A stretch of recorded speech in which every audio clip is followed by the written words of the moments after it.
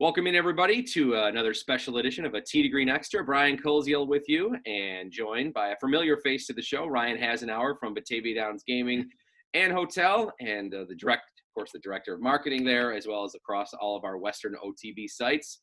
Ryan, it is the final Triple Crown weekend coming up here of an interesting year for everybody, of course.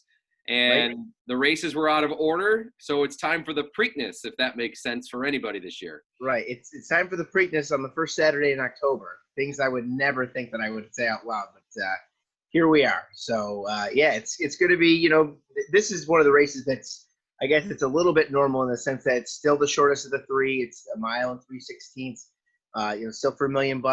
Still going to be at Pimlico.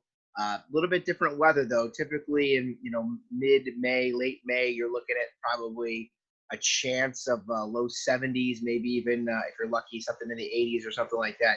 Going to be clearing 66 on Saturday. So we'll see. I don't think that'll affect the horses too bad. In fact, it might actually be nice for them because it won't be too hot out there. But again, you won't have those screaming fans. The Preakness, of course, Brian, known for its partying on the infield fest. Of all the three races, it certainly is the one that, how can I put this lightly? It's full of as much craziness as you can. All you need to do is go to Google or YouTube and type in Preakness Porta Potty Run, and you'll thank me later. It's incredible what you can find out there. So it's good times. Make sure your young children probably aren't watching as well, right? Right. It's NFSW for sure. Right. Yes. NFSW, yeah. Yes. All right, so the race is Saturday, and we're here to give you a preview. Ryan's going to break down some of the items you need to know, and, of course, if you're going to make a wager, opportunities to do so. But it's scheduled for Saturday afternoon, 5:36 post time. NBC has the coverage. And unfortunately, Ryan, we won't have a possibility at a Triple Crown this time going around. Right. Tis the Law, who did win the Belmont Stakes back there earlier in the summer. He came in second in the Derby. And, of course, at that time, his owners and trainers and everybody got together. They opted out for running in the Preakness. He's now focused at Keeneland for the first Friday, Saturday there in November for the Breeders' Cup. So that's kind of where they got him scheduled. So we won't have him, but we've got a good collection of horses here, including, of course, the Derby winner, Authentic, who drew post number 9. He held off Tis the Law in that race, and it was his career best effort, to win the Run for the Roses. His speed figures have improved every single time, and you can see that when you pick up your OTB program. And any of the OTBs are easy bets tomorrow, on Friday, or on Saturday. They'll be free in every OTB and easy bet. You can check that out. Of course, Bob Baffert is his trainer for Authentic. There's nobody better than Bob Baffert. So, Authentic is somebody you've got to use in all your bets. He was 9-5 on the money line to start, on the morning line. So something I think you're going to see him getting a lot of money. There is 11 horses in this race, though, and there's still money to be made in these big races as you bet those exotic bets where, you're betting the first, second, and third horses in order. I mean, when we did our preview for the Derby, you mentioned Authentic, and the reason you did was you said, look, anytime you have a Bob Baffert horse, like, you have to take it under serious consideration. Even though Tis the Law was coming in the favorite, and obviously those two had a really good battle there in the Derby, but and Baffert has an incredible track record at the Preakness, so it sets up to obviously probably put a lot of your attention there too again. Absolutely, and he's just been on fire. He had, let's see here, if you look at his program there, he's actually won 5 of his last 6 races, and he only has 1 second, which was in the Santa Anita Derby to honor AP, was another great horse. John Velasquez rides. Of course, John Velasquez is an American Pharoah, and just one of the best, in terms of the jockeys that are out there. So, again, you got to use him in all of your bets. I think what you'd see, too, in terms of other ones that are horses that you want to bet, would be the number 3 Art Collector. Now, Art Collector is an interesting horse. He scratched the Tuesday before the Derby. So he was one of those horses that was definitely slated to go in the Derby. And then before they did the post-position draw on the Tuesday, they said, nope, he's got a deal with a foot injury. He's going to be out. Like I said, great workout since then. He's been working out. He's a perfect 4 for 4 this year, including winning the Bluegrass Stakes and the Ellis Park Derby. So Art Collector is somebody else who you're going to have to really keep an eye on. somebody you're going to want to include in all your bets. He's 5-2 on the money line, and he's one of those races, if you want a thrill, he's one of those horses going to go right to the front probably. He's not going to stalk. He's probably going to be right there at the front. And in the Preakness, have it being so short, those deep closers, those stalkers, they don't have as much time to try to catch up and get to those horses that are out front. So Art Collector's probably going to go right up there, and you're going to be watching them. Yeah, good reminder there. Again, this is the shortest of the 3 Triple Crown venues this week. So as you're keeping, if you're really diving into the shorter track horses, like this is obviously the one to keep a focus on. All right, so you mentioned Art Collector. How about a few other horses that you feel like could be in contention? You've got a filly in this race, which is something, Brian, we haven't had in a very long time. Of course, one of the most famous fillies to ever win and race in the Preakness Stakes was Rachel Alexandra back in 2009. Brian, you'd have to, help me out here. Were we doing our remotes back in 2009? Maybe? I think so. I think we I think we were. I think we were. So, and it might have been just before you got on. It might have been with Greg and Joe back when they were doing it or whatever else. But yeah, I feel like it's been about a decade for me, so it's close. Yes, it could have been right around there. So Rachel Alexander, who is just an amazing horse, and is doing the breeding thing now. She's put out a bunch of good horses there in the last couple of years. But Swiss Skydiver is the horse, the only filly there. She's already earned over $1.1 million this season. Thanks to wins the Alabama Stakes and the Santa Anita Oaks. Of course, the Santa Anita Oaks runs the day before the Santa Anita Derby, but the Oaks is for the female horses. Now, she's raced against the boys before, and she came in second to Art Collector in that Bluegrass Stakes race. And 5 fillies have won the Preakness Stakes. So out of the 55 fillies that have run in the race, and of course this is the 145th, I think, Preakness Stakes, there's been 55 fillies and 5 of them have won. So again, somebody keep your eye on. She's 6-1 on the money line, and I think somebody I'm going to be using in a lot of my bets underneath. Maybe not to win, but certainly hit the board in second or third. That's for sure. Okay. Betting long shots is always fun. You dream of the big payout, right? So if you're going to bet a long shot or two, what couple of horses, or at least what's at least one horse that maybe you have an eye on in this race? I'll give you a couple here. The number 2 is Mr. Big News. Now, I was kicking myself, Brian, because on Derby Day, I was at the Whirly Branch. I was helping people out. I was wearing my crazy suit. And I thought to myself, I'm like, I kind of like this horse. Wait, your crazy suit. I know you have multiple crazy suits. I know you do. I've seen them. Yes. So which one is this? Just to let everybody know, which was the one that was the crazy one for the Derby? This is the yellow one that I just purchased this year. It's all yellow with kind of bluish, grayish horseshoes and red roses. Okay. It's super annoying. My wife hates it, which means I love it. So it's effective for what you want it to be, so that's important. Exactly. And she supports it, but she just says, get out of the house with that. So it's fine. But I was really kicking myself because this horse was the number 9 horse that day, and number 9 is my lucky number. So I thought, a lot of times when I do the Derby, there's so many horses. I'll throw the 9 in there just in case he hits the board. I didn't throw him in, and I had every other horse first, second, and fourth. So I thought, if I use the 9 and it just third and fourth, I would have won, a couple G's there. So, he was a long shot then, and really kind of picked off some horses at the end. About halfway through the race, he was 10th. And then he started slowly kind of picking off horses as they came down the stretch, and he was good enough for third. So he finished third in the Derby, and that's something I think that's super important to see. His speed numbers are getting better, and he's 12-1 on the money line. I think there's great value there in him maybe doing it again and possibly, being a factor in this race. Art Collector wasn't in the race, so you got to maybe figure he's going to come in first or second. But if Mr. Big News is able to come in third, that's somebody who's going to hit the board, or the 12-1. That's not a bad idea. The number 8, which is Max Player, that's another horse to kind of keep your eye on. Max Player was in the Kentucky Derby as well and finished 5th.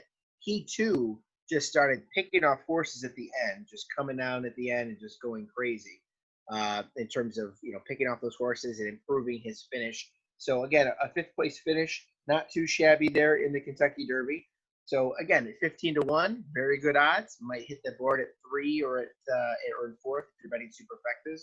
So you want to maybe keep an eye on the number 8 Max Player.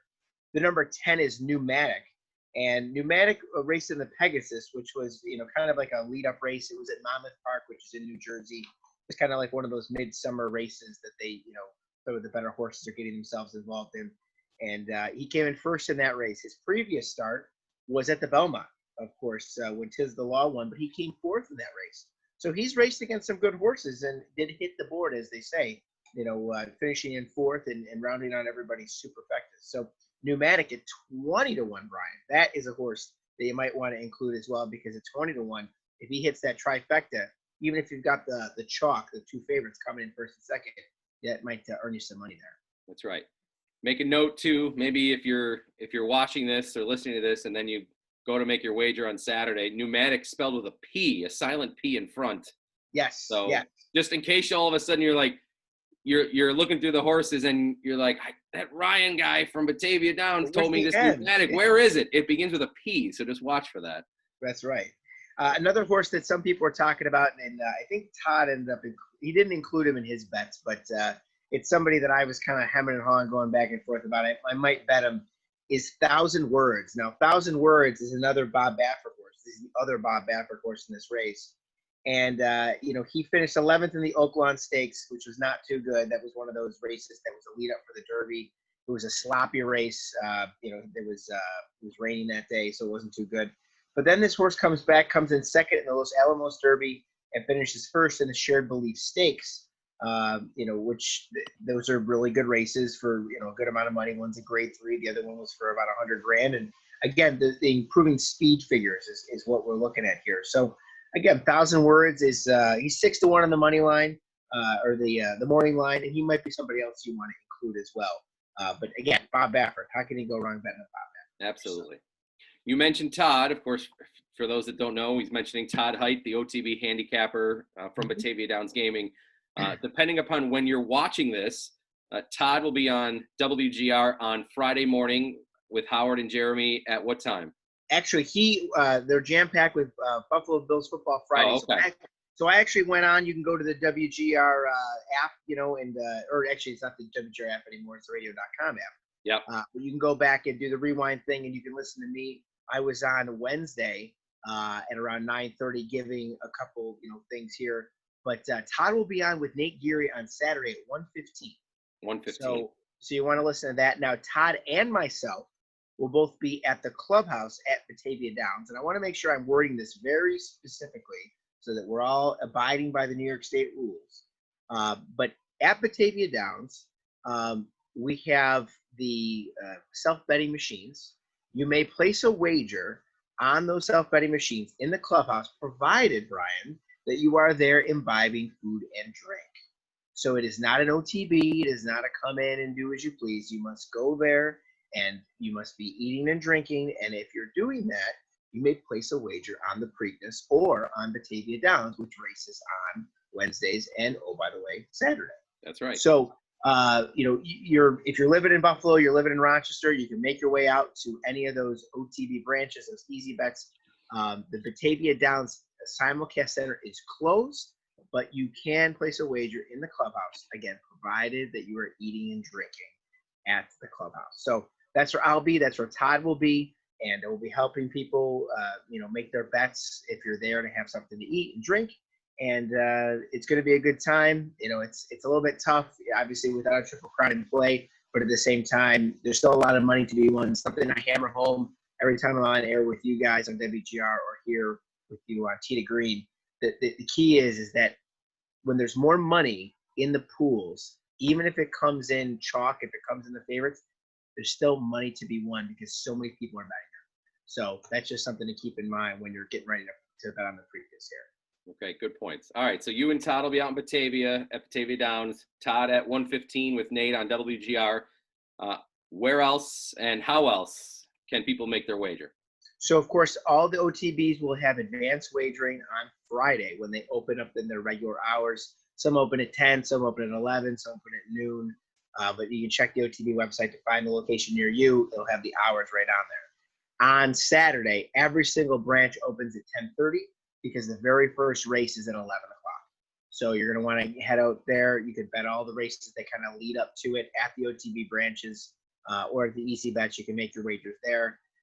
And then, of course, there's BataviaBets.com. If you don't want to wager in person, you want to stay home and you want to just kind of be socially distant, that's totally cool. That's why we have Batavia Bets. Brian, a record number of Batavia Bets signups, as you can imagine, because something that I think we talked about before, horse racing never stopped. For a time, it was literally the only sport going on, so much so that Fox Sports 1, NBCSN, and I think MSG were like having live horse racing every single day for like a week and a half before anything else came back. And I couldn't believe it. It was like a renaissance of horse racing, that it was the only game in town.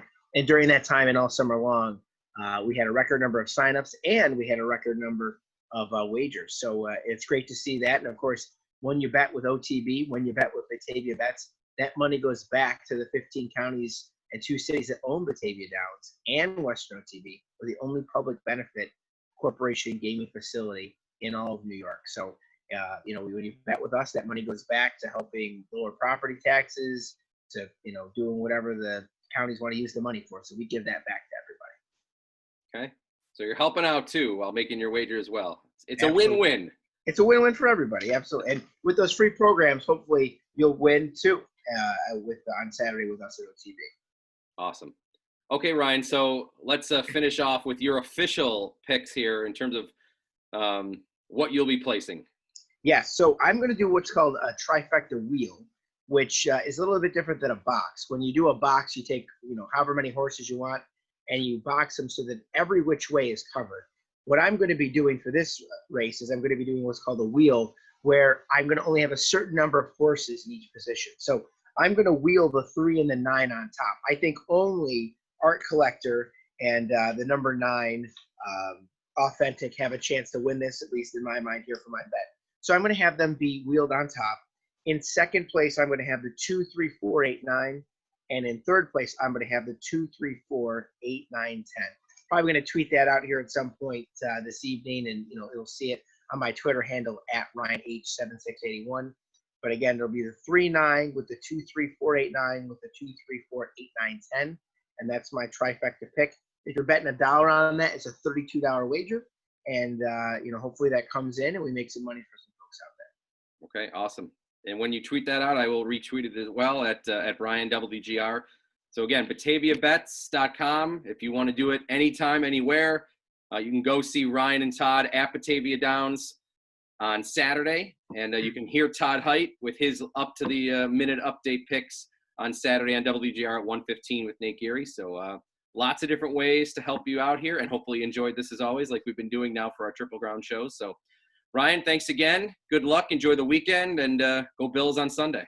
Absolutely. Thanks a lot, Brian. Appreciate it. Awesome. Ryan Hasenauer from Batavia Downs Gaming and Hotel. We'll say goodbye for now. Talk to you soon on our next Tee to Green Extra.